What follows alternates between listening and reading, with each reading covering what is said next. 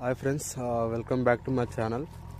So ఈరోజు వచ్చేసి మనము బీబీనార్ హెచ్ఎండిఏ ప్రాజెక్ట్ దగ్గరలో with bank loans with RERA.